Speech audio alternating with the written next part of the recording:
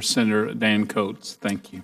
Well, Mr. Chairman, thank you. I want to thank you and Vice Chairman Klobuchar for holding this hearing on a subject I think of vital importance to the future of our nation's economy and in fact, our national security and the ever-growing debt deficit.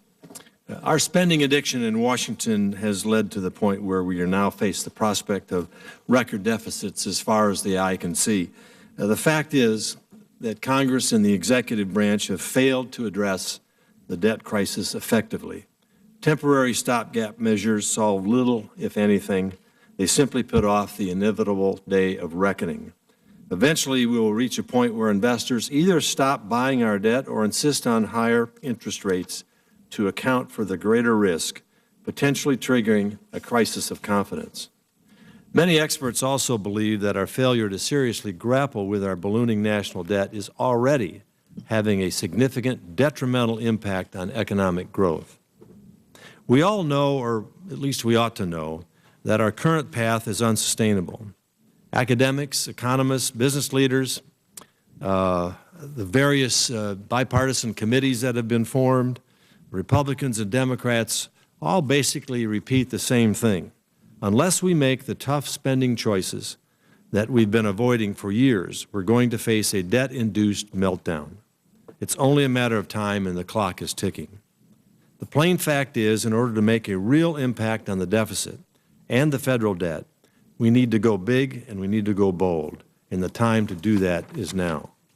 We need to incorporate a combination of spending discipline with mandatory structural reform of our mandatory programs and growth-oriented comprehensive tax reform.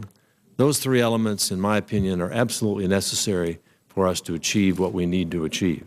Today's hearing presents us with an opportunity to find common ground in tackling these difficult issues.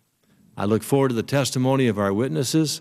I want to welcome my former colleague and friend, Senator Judd Gregg, who has had a distinguished career as chairman of the Budget Committee, someone looked to in the Congress as an expert on these issues. We're pleased to have him with us. Dr. Rivlin, I learned about your Hoosier roots this morning, to go with your many other great credentials in terms of service to this country and being such an outstanding voice currently dealing with this issue.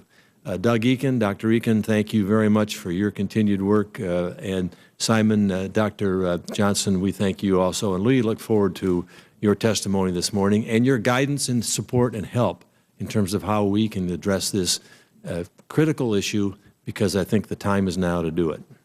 Mr. Chairman, thank you. Right. Thank you, Senator. Vice Chairman Klobuchar. Well, thank you very much, Mr. Chairman. And I wanted to also thank you for our last hearing. And I think it had a very good tone and a very good start to our year with the Joint Economic Committee, which really can be a sounding board and a place where we can